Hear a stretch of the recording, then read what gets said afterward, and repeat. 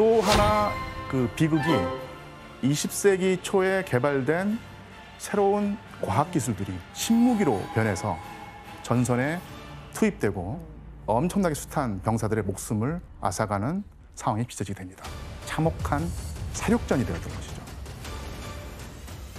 1914년 9월에 마른강에서 전투가 벌어지게 되는데 독일군이 파리의 50km 앞까지 진격할 정도로 크게 이제 선전을 했었는데 바로 어떤 한 무기 때문에 그렇습니다. 어떤 무기였을까요? 무기? 네이팜. 네이팜 폭탄이겠고요. 그래요? 예. 아, 그 막 치명적인. 엄청난 위력을 가진 총. 예, 나 이거 저격. 연속으로 총을 쏠 수 있는. 맞아. 기관총? 예, 기관총입니다. 네. 예. 프랑스군이 또 영국군이 엄청나게 강력한 기세로 독일군을 공격하고 있었는데 이때 독일군이 이 공격을 막아내는 무기로 활용했던 것이 바로 기관총입니다.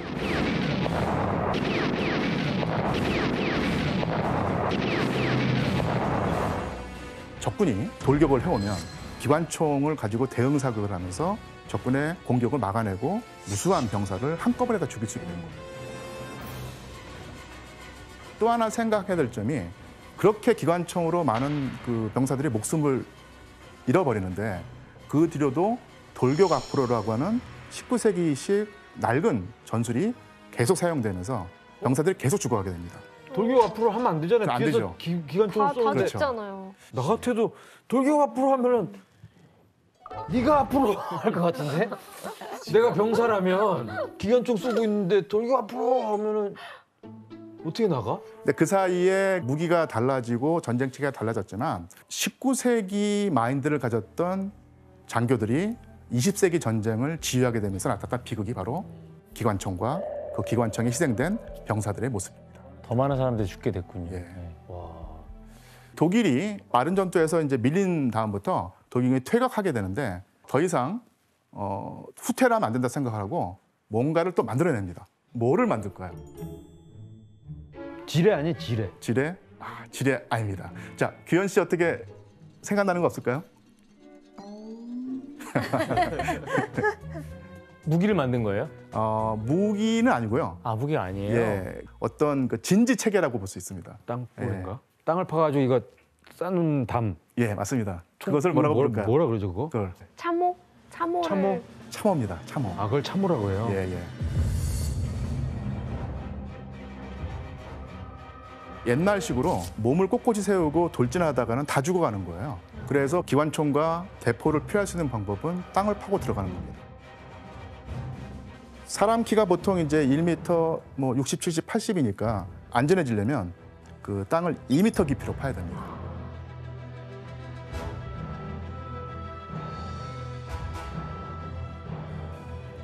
그 다음에 앞에 가시철사를 설치해놓습니다. 못 오게. 예, 적이 공격할 때 넘어지 못하거나 아니면 진격 속도를 늦추기 위해서. 예. 그리고 적군이 그 어떤 용케 방어선을 뚫고 참호에 들어올 수 있잖아요. 그때를 생각해서 참호를 아주 복잡하게 미로처럼 만들어 놓습니다. 예. 참호에 들어갔을 때 길을 잃고 헤매도록 만들겠다는 거죠. 본인들도 헷갈려. 자기핀도 헷갈리는 경우가 생겨나게 됐어요.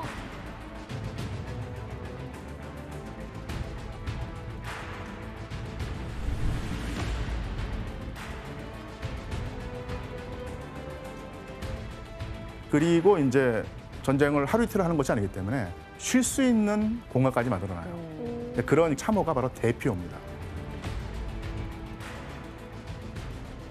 참호의 체계가 복잡해지죠. 그래서 이때 처음으로 참호가 대규모로 이제 구축되기 시작을 했고요.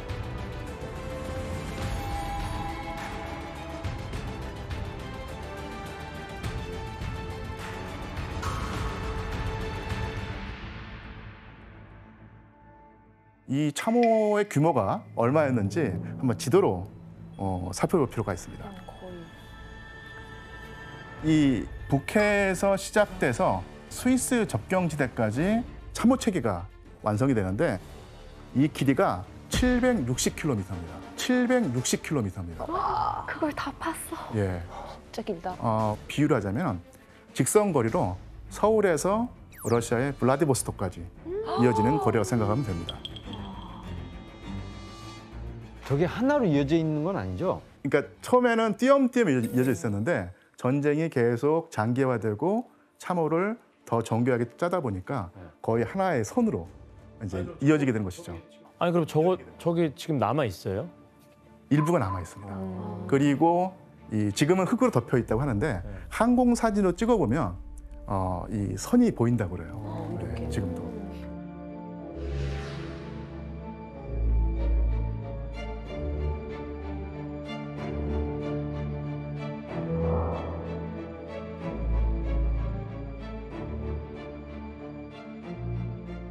자, 지금까지 전쟁을 하면서 뭐 군대 그리고 뭐 정치가들 동맹 관계 얘기를 했지만 전쟁을 수행했던 일반 병사들이 어떤 상태에 있었는가 이것을 살펴봐야 됩니다.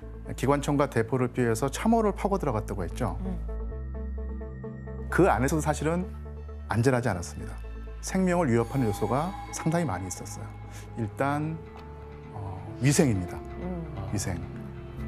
제1차 세계대전 기간이 1914년 10월 25일부터 본격적으로 참호를 파기 시작해서 1915년 그리고 3월 10일까지 그 비가 안 오는 날이 겨우 18일이었대요. 나머지는 계속 비가 오죠. 거의 계속 습기가 찼겠네요. 그렇죠. 물을 빼는 하수 시설이 없었기 때문에 계속 참호 안에는 물이 차 있는 상태였습니다. 보통 30cm는 항상 차 있었다고 하죠. 발목이 항상 젖어 있는 상태였어요. 비가 또 많이 내리면 허리, 그다음에 겨드랑이까지 물이 차오르죠. 물이요? 예. 그럼 어떻게 살아요 거기서? 근데 사실은 물을 피해서 그 참호 밖으로 머리를 내밀면 그 순간 죽는 거죠. 저격에 목숨을 잃을 수 있기 때문에 참아야 되는 상황입니다.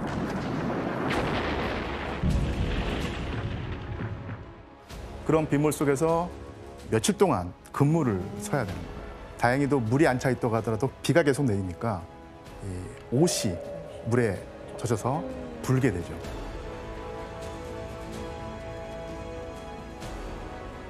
그래서 병사들이 군복을 입고 그다음에 외투를 입고 총을 휴대하고 비를 맞으면 무게가 늘어나잖아요. 그래서 온 무게만 15kg이었다고 해요. 와, 쌀한감만 있네요. 예, 상당히 무겁죠. 또 문제는 화장실입니다. 최악의 상황인데요. 규정에 따르면 참호에서 이제 1.5m 깊이로 변소를 파야 되는데 비가 오면 역류하죠. 네, 역류하죠. 오물하고 빗물하고 섞여서 계속 차올라오는 것이죠. 예. 똥똥하잖아. 병균이 엄청 많았겠다. 그래서 여기서 문제를 내겠습니다. 독일군은 당시 그 보급품으로 담배를 늘려달라고 요구를 했는데 그 이유가 무엇이었을까요? 왜? 단일 예, 다니엘. 냄새가 너무 심하니까 차라리 담배 많이 피워서 그 담배 냄새로 그 냄새를 이기자 약간 이런 생각했어요. 예. 자, 그러면 무슨 냄새를 피하기 위해서 담배를? 똥 냄새요. 아닙니다. 예, 시체 냄새. 정답입니다. 예. 맞습니다. 예. 어우, 이 참호 안에서 그 질병이라든지 각종 이유로 죽어간 시체들, 뭐 아군 시체, 적군 시체가 널려 있는데 당연히 그 부패하겠죠. 그래서 엄청난 그 악취가 나는데 그 악취를 줄일 수 있는 방법 중에 하나가 바로 담배를 피우는 거예요. 시체 냄새를 지우기 위해서. 예. 근데 이 담배로서도 막을 수 없는 또 다른 또 위험 요인이 있습니다. 그 시체 냄새보다 더 끔찍했던 것이 뭐였을까요? 똥 냄새겠죠. 오물 냄새들. 거머리. 바로 쥐떼들입니다. 예. 쥐가 보통 이제 사실은 조그마니까 얕보기 쉬운데 시체를 먹으면서 토실토실해져가지고 나중엔 이제 강아지만한 크게 돼요. 이제 강아지만한 크게 돼요. 강아지만 하다고요? 저게 쥐예요? 예.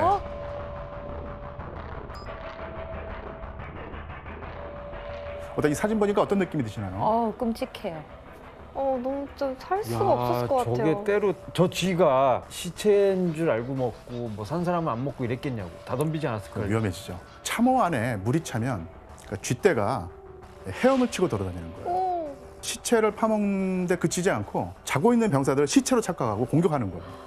그러니까. 자다가 쥐에 물려서 피를 흘릴 수도 있고 심지어 죽을 수도 있기 때문에 병사들이 바로 이제 체인이 달린 마스크를 쓰고 잠을 자기도 합니다. 얼굴을 보호하기 위해서. 그리고 쥐뿐만 아니라 각종 벌레, 해충도 이제 들끓는 거예요. 손목, 어깨, 팔뚝 이런데 파리떼가 수북하게 앉아 있었고, 그다음에 그 머릿니 있죠. 네. 머릿니가 너무너무 창궐을 해서 이 두피 안까지 파고드는 거예요. 그래서 너무너무 가렵고 아프니까 병사들이 머리카락을 다 밀어버리 삭발을 하는 것이었죠. 자, 뭐 이 정도는 이제 피육병이니까 뭐 그럭저럭 버틴다고 할 수 있는데 최악의 상황은 바로 참호발입니다. 참호발. 더러운 물에 군화가 젖는데 그래서 벗지도 못하잖아요. 비상이 걸렸기 때문에. 그리고 씻지도 못하고. 그래서 이런 비위생적인 생활 때문에 이 병이 생기는데 이것이 바로 어떤 증세를 나타내냐면 처음에는 그 발의 신경이 마비됩니다. 그리고 검푸르게 변해서 썩어가요. 그리고 결국은 발을 절단해야 됩니다. 이것을 바로 참호발이라고 부른다는 얘기죠. 뭐야 저게 발이라고? 예. 아니 참. 다 썩었네. 그러니까 이런 참호발에 희생된 병사들이 한두 명도 아니고 부대마다 수십 명, 전체 군대는 수천 명, 수만 명이 될 수도 있다는 얘기죠. 저 상태로 어떻게 싸워요? 그러니까 뭐 아파서 뭐 움직일 수도 없고. 그렇죠. 아 진짜 안타깝다. 자, 이렇게 뭐 참호발처럼 끔찍한 상황도 있고요. 또 연관돼서 아주 힘든 전쟁 생활 때문에 새로운 물품도 생겨나게 됩니다. 방수 아니에요? 방수. 예, 바로 방수와 연관이 되는데 바로 트렌치 코트입니다. 트렌치 코트. 그게 그때 나온 거예요? 이 당시에 나온 트렌치 코트의 모습을 보여주는 그림이 있습니다. 한번 볼까요? 우비 같을 것 같은데 왠지.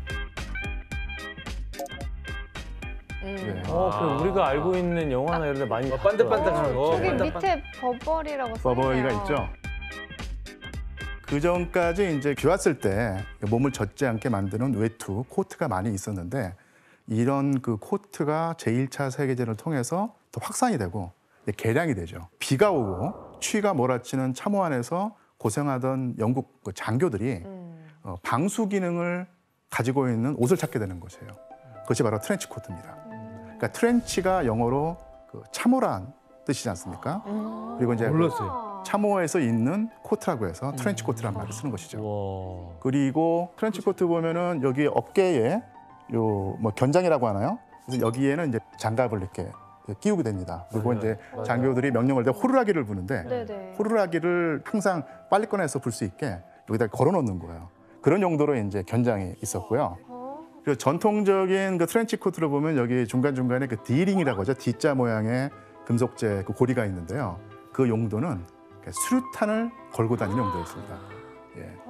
그러니까 이 트렌치 코트가 지금은 낭만의 대명사지만 실제로 그 기원을 보면은 전쟁과 연관돼 있는. 와. 그래서 이때 그 브랜드 있잖아요. 버버땡. 그 브랜드 되게 돈을 많이 벌었다고 들었어요. 예, 예. 저 전쟁 기간 동안에 트렌치 코트 덕분에. 진짜.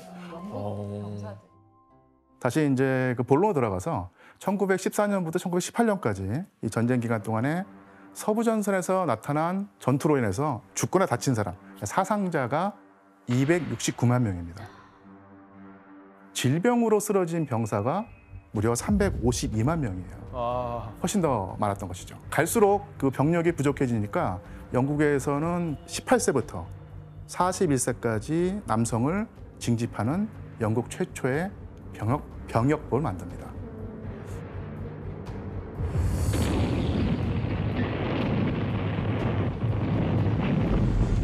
이 독일의 슐리펜 계획이 실패한 뒤에 그 서부 전선이 완전히 그 지지부진한 상황으로 계속 이어집니다. 자, 수많은 병사들이 목숨을 희생하고도 겨우 몇백 미터를 뺏고 뺏기는 어떤 상태가 이어지거든요.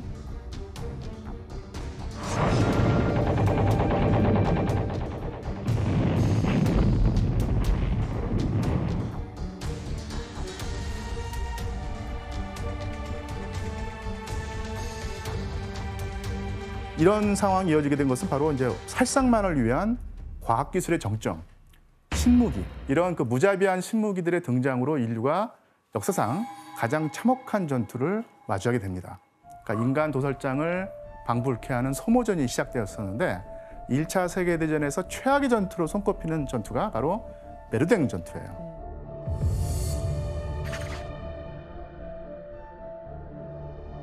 이 베르댕은 그 오랜 세월 동안에 프랑스가 보강하고 이용한 핵심 요새 지대인데요.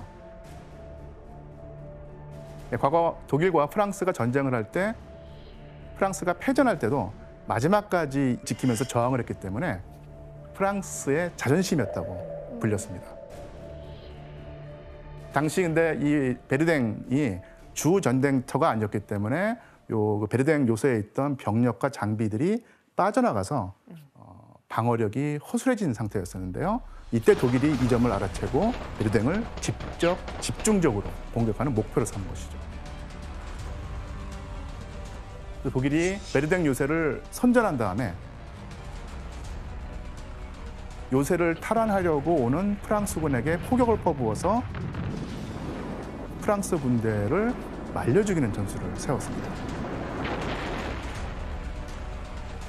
전쟁을 끝내려면 그러니까 아예 그 병사들의 씨가 모두 다 말라야지 끝난다고 생각을 한 거예요. 그러니까 프랑스군도 마찬가지로 독일군을 모두 죽일 때까지 공격을 퍼붓습니다. 결국 모두가 죽어야 되는, 그래야지 전쟁이 끝나는 전투가 된 것인데, 당시 이런 상황에서 프랑스군에서 복무했던 한 소위가 일기를 남깁니다. 자, 일기의 내용을 규현 씨가 한번 읽어주시겠습니까? 인류가 미쳤다. 너무나 끔찍한 학살이다. 이처럼 끔찍한 공포와 대학살의 아수라장이 또 어디 있단 말인가. 지옥인들 이보다 끔찍하랴. 인간은 미쳤다. 이 뒤에 기록이 이어지지 않아요. 끝나버립니다. 죽은 거예요?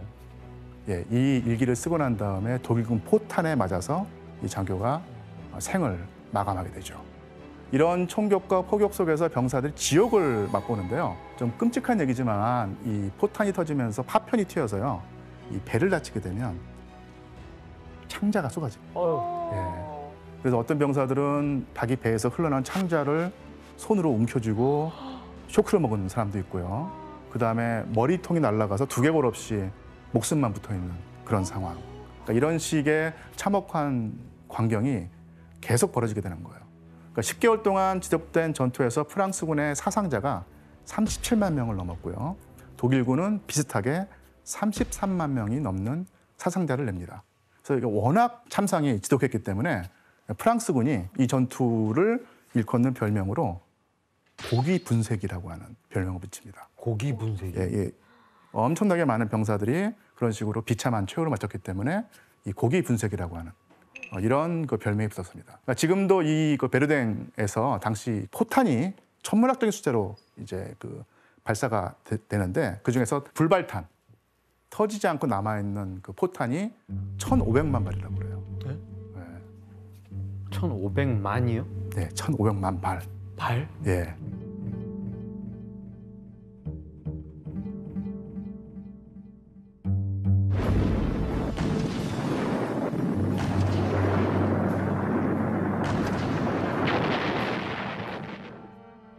수십 년이 지났지만 지금도 위험하기 때문에 그쪽 지역이 접근 금지 구역입니다.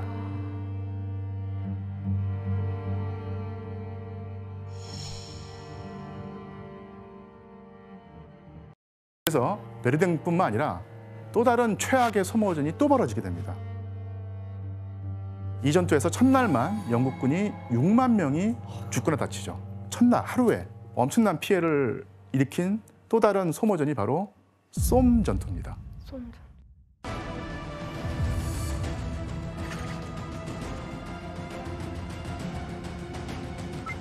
네, 쏨이라고 하는 강이 있는데 그쪽에서 벌어진 전투라고 해서 쏨 전투라고 그러죠.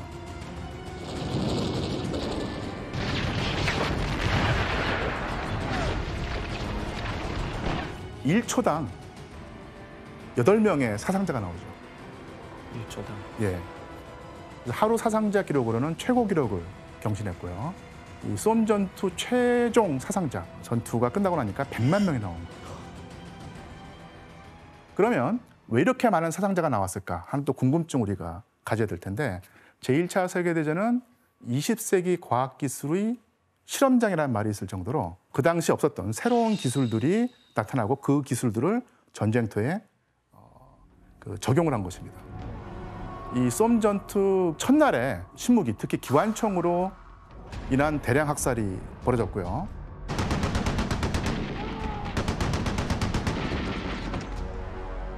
하지만 영국도 공세를 멈추지 않았죠. 어쨌든 간에 이 방어선을 뚫어야 되기 때문에.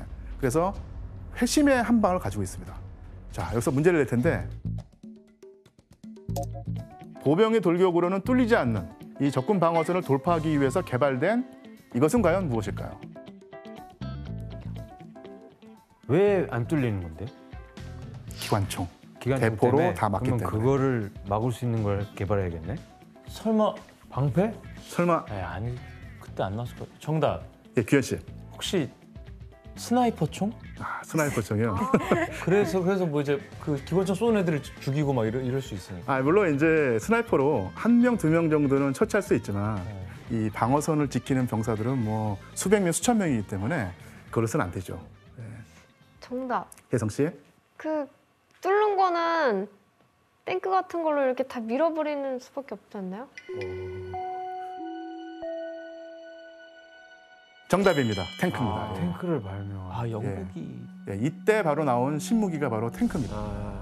탱크가 어떻게 개발됐는가가 이제 상당히 흥미로운데요. 당시 전쟁터는 이제 땅도 울퉁불퉁하고 그다음에 비 오면 진흙탕이 돼서 사람이나 그 차량이 지나기가 상당히 쉽지 않죠. 이때 영국의 한 그 종군 기자가 진흙탕에서 잘 구르는 농기구, 트랙터가 있는데 그 트랙터의 바퀴가 우리가 흔히 생각하는 그 타이어가 아니라 체인. 무한궤도라고 하죠. 네네. 그것을 보고 이것을 전쟁터에 도입하면 통하지 않을까라고 생각을 하고 그 이 무한궤도식 바퀴를 신무기에 개발합니다. 신무기에 개발합니다. 트랙터에서 나온 거구나. 그래서 영국 최초의 탱크의 이름이 마크 1이에요. 가장 최초의 탱크.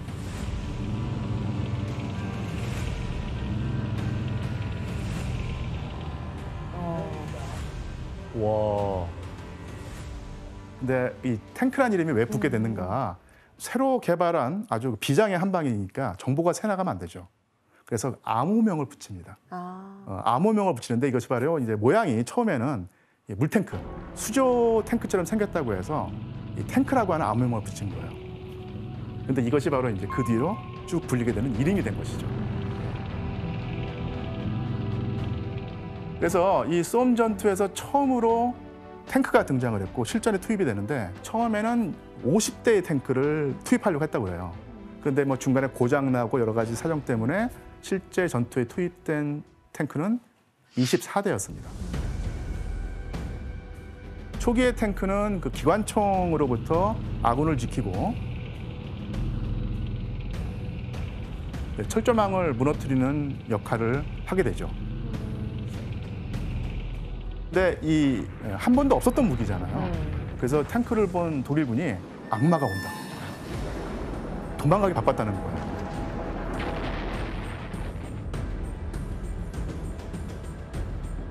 그러니까 이런 식으로 온갖 신무기가 그 난무하는 쏨 전투에서 영국군이 숱한 목숨을 희생하고 전진한 거리가 채 100m도 안 됐다고 합니다. 영국의 그 한 군인이 당시 상황을 이렇게 말합니다. 우리는 전투에서 복귀한 뒤에 점호를 하지 않았다. 처음에 그 800명이 투입됐다고요, 전투에. 그런데 돌아온 병사 수가 25명인 거예요. 나머지는 다 죽거나 다쳐서 이제 못 돌아온 것이죠. 이렇게 1분에 수백 발로 쏠 수 있는 기관총, 그다음에 철갑을 두른 탱크. 하지만 이런 것 이외에 병사들이 가장 두려워하는 무기가 따로 있었습니다. 또 있어요? 바로 독가스입니다. 1915년에 이 독일군이 프랑스군을 상대로 처음으로 염소가스라고 하는 독가스를 사용했는데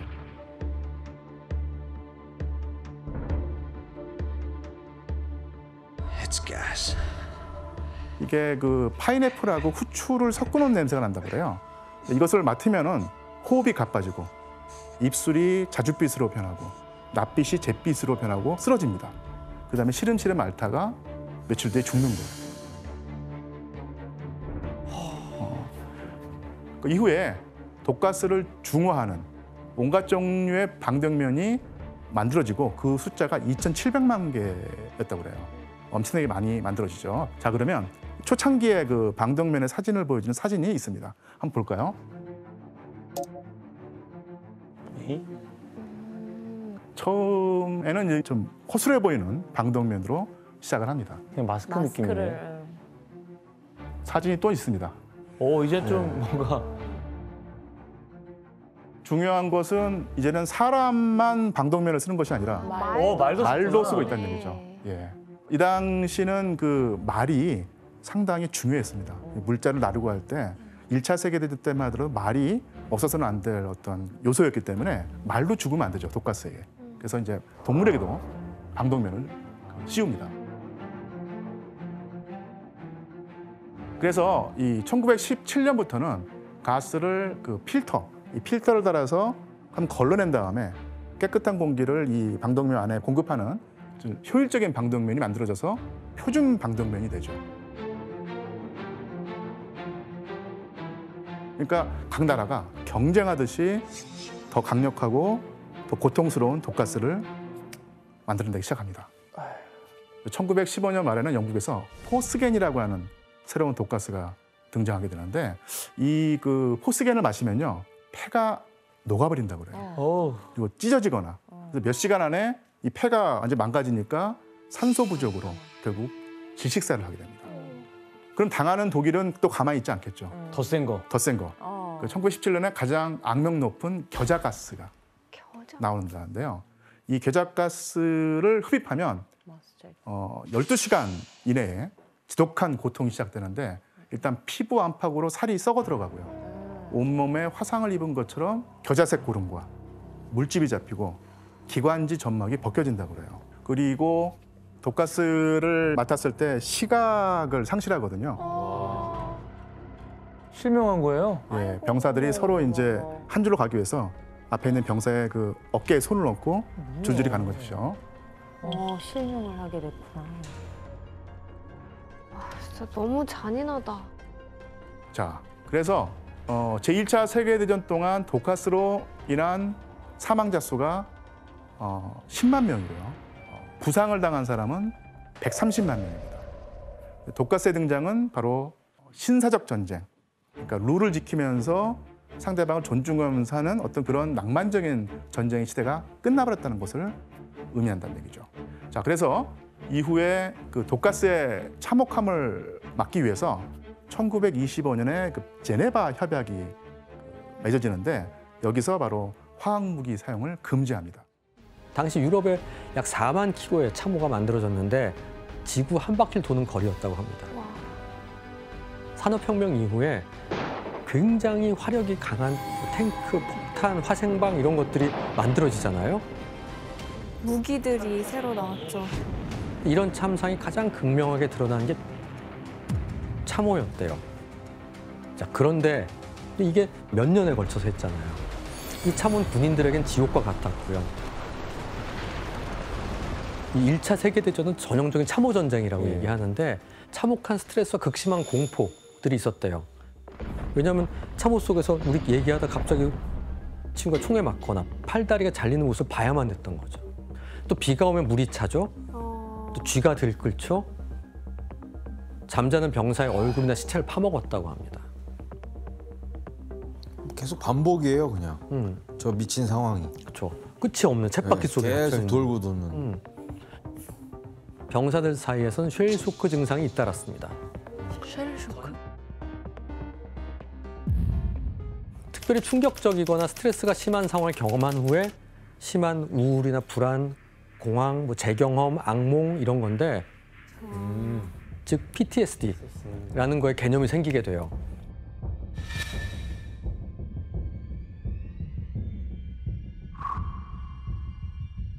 표정에서 광기가 보이는데요. 너무 무서운데요? 그렇죠. 참호네, 참호. 스트레스 받으니까 미친 것 같아.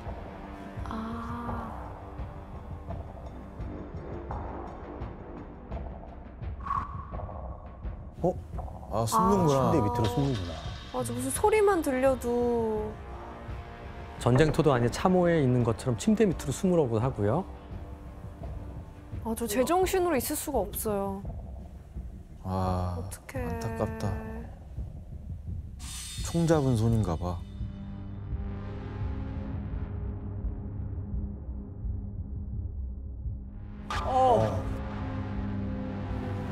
아이고.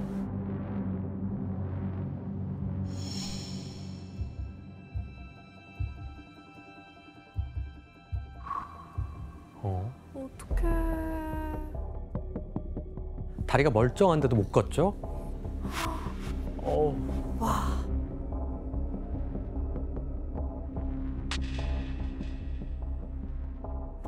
빌 수가 없어. 어떻게 왜 저렇게 되는 거지? 몸이 경직된. 전쟁이 얼마나 참혹하면. 또한 춥지도 않은 상황에서 몸을 덜덜 떨고 악몽에 시달리느라 잠도 자지 못하고 이렇게 쉘 쇼크를 받는 환자들의 증상은 아주 다양했어요. 당시 쉘 쇼크를 경험한 사람이 무려 25만 명이래요. 엄청난 숫자네.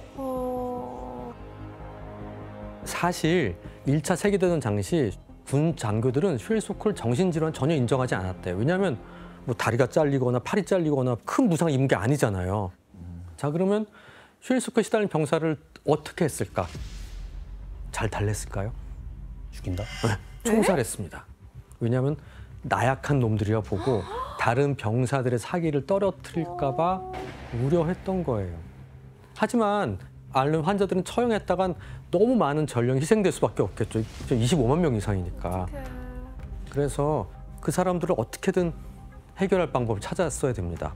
전기 충격이 이용됐나요? 그렇죠. 당시만 해도 뇌가 아닌 신체를 자극해서 충격을 주는 방법, 이걸 이용해가지고 쉘 쇼크 환자한테 전기 충격 치료를 시행했는데 전쟁터에서 약도 없고 시간도 없는데 전기만 있으면 됐잖아요. 쉽게 시행할 수 있고 효과도 필요한 게 즉각적으로 나왔던 거죠. 바로 전기 충격 치료가 적격이었던 겁니다. 근데 전쟁이 끝나자 이 수많은 군인들이 심각한 사회 문제로 대두되기 시작합니다. 왜냐하면 전쟁에 돌아온 다음에 쉘 쇼크라는 장애를 입거나 부상으로 뇌 손상 입은 사람들이 많았겠죠. 게다가 이런 상황은 2차 세계대전을 겪으면서 더 심해져요.